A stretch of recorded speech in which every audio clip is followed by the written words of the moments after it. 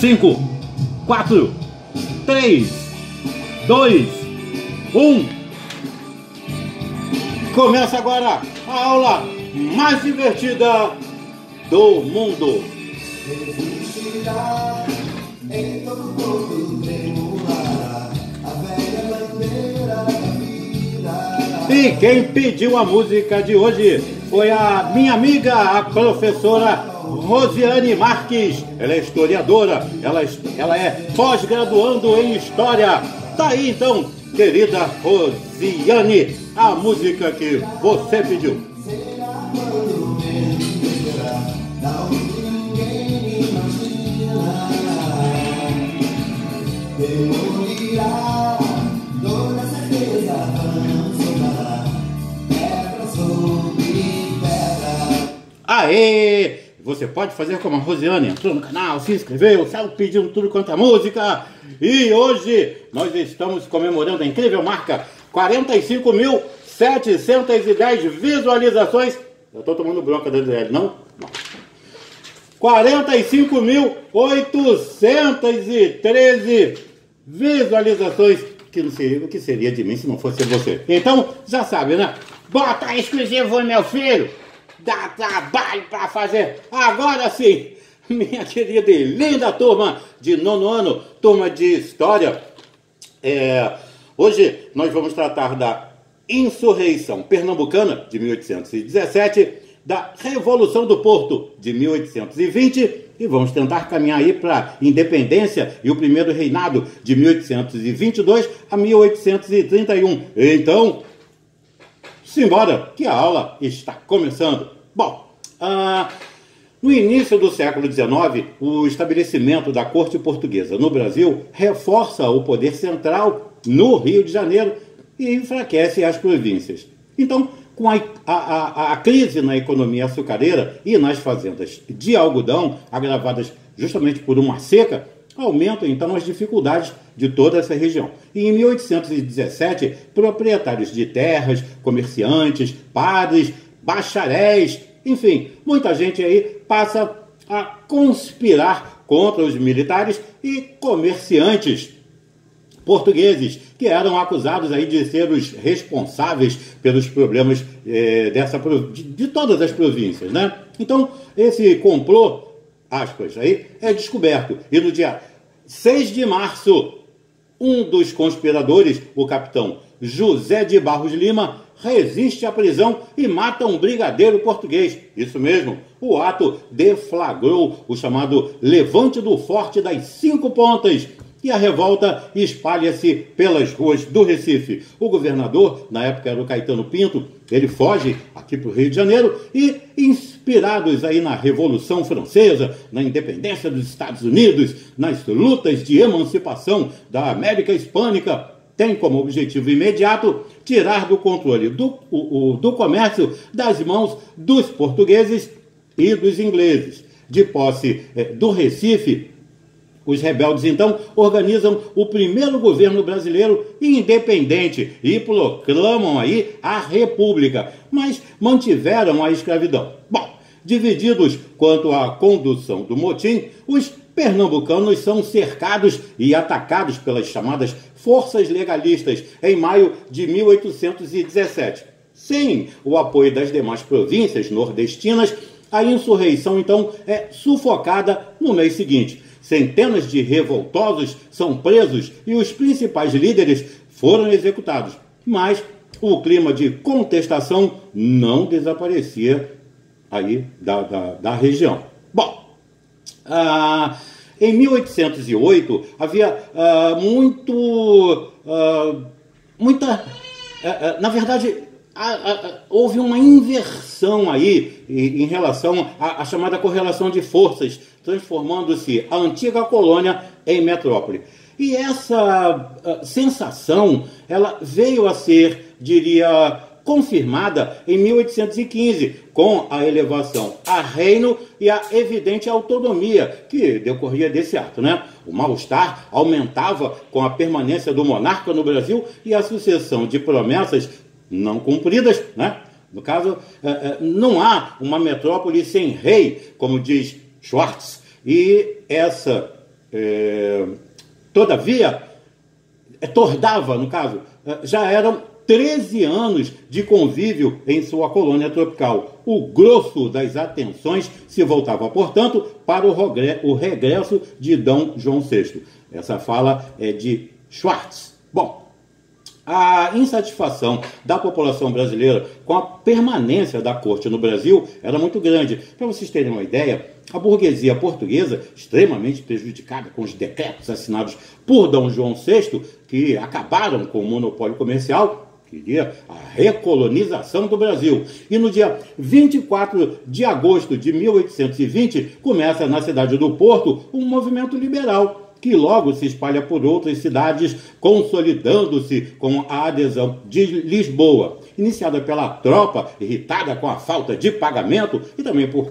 comerciantes que ficaram aí descontentes, o movimento consegue o apoio de praticamente todas as camadas sociais, clero, nobreza, exército, enfim. E a Revolução Vitoriosa, que ficaria conhecida como a Revolução do Porto, exigia o retorno da corte, vista que, como uma forma de executar o plano de recolonização do Brasil, em Portugal, de estabelecer uma monarquia constitucional e ainda a restauração da exclusividade de comércio com o Brasil. A Revolução de 1820 apresentava duas faces contraditórias.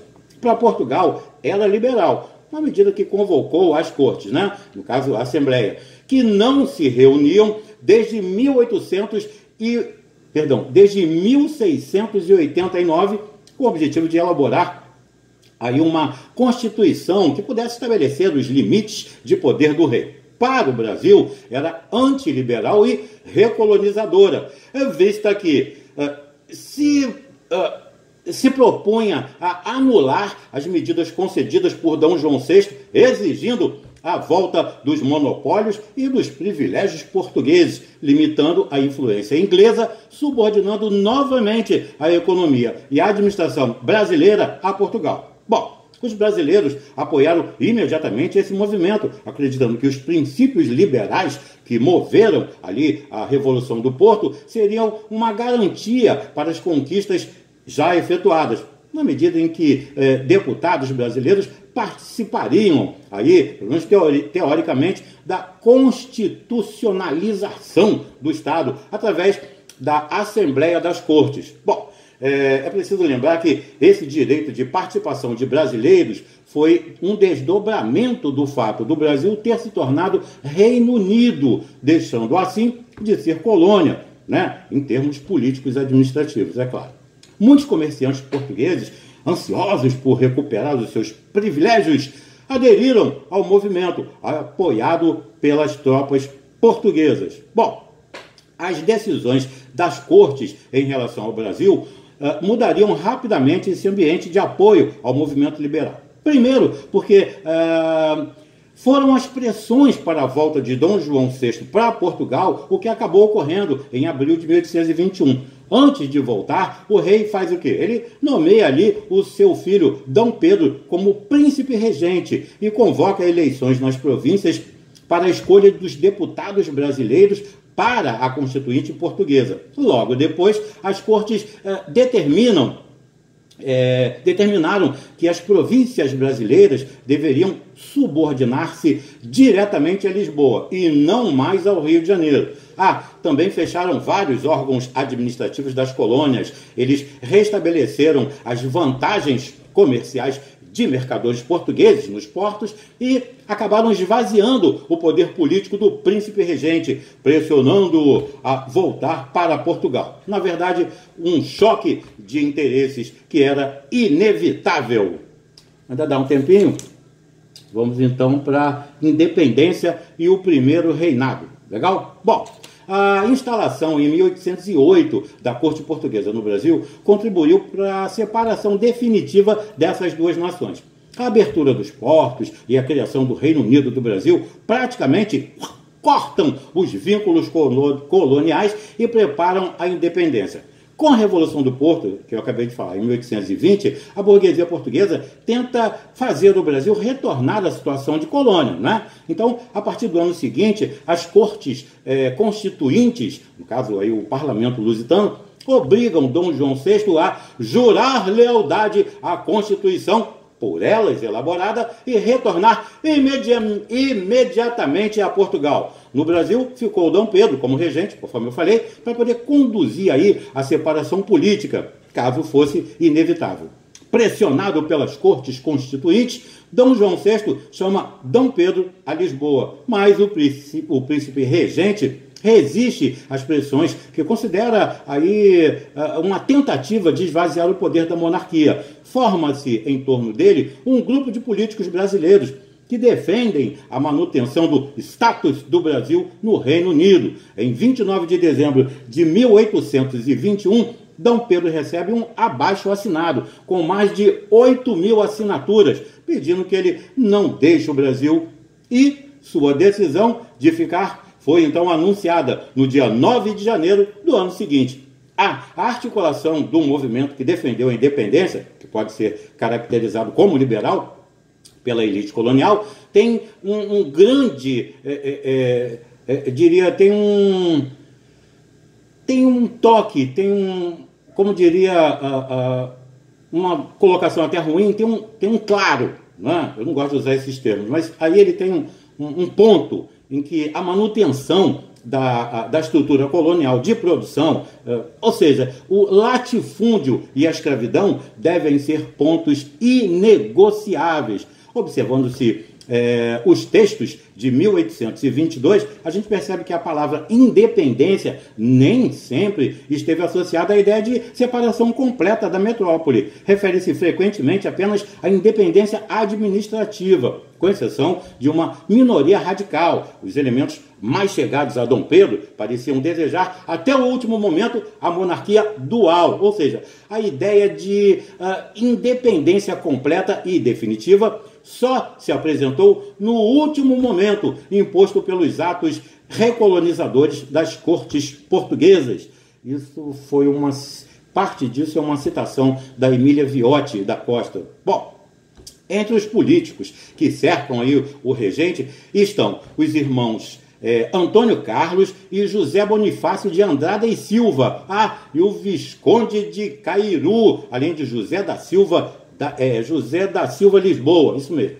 Principal ministro e conselheiro de Dom Pedro, José Bonifácio luta num primeiro momento pela manutenção dos vínculos com a antiga metrópole, resguardando o mínimo de autonomia brasileira. Mas convencido de que o rompimento é necessário, passa a ser o principal ideólogo aí de uma independência política do Brasil.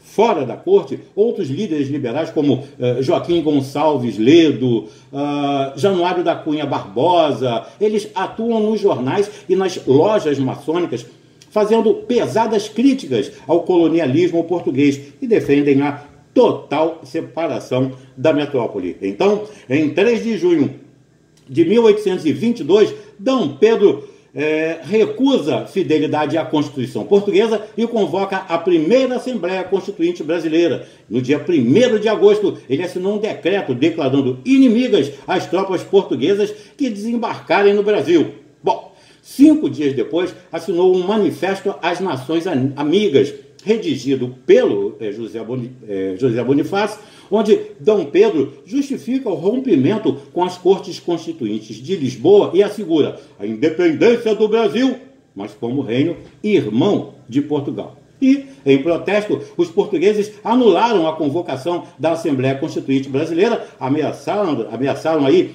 enviar tropas e exigiram o retorno imediato do príncipe regente. Então, em 7 de setembro de 1822, numa viagem a São Paulo, pelo menos é o que parte da história conta, São Paulo recebe as exigências, uma viagem para São Paulo, o Dom Pedro recebe as exigências da corte e, irritado, reage proclamando a independência do Brasil. As resistências e reconhecimento da independência e as guerras de independência já é um assunto para nossa próxima videoaula. Então, não se esquecendo de ter muito amor, muito carinho e muita paciência com todos que estão com você. Eu te espero na próxima aula. Um forte abraço, fiquem bem, em nome da Sociedade Educacional Curupaiti.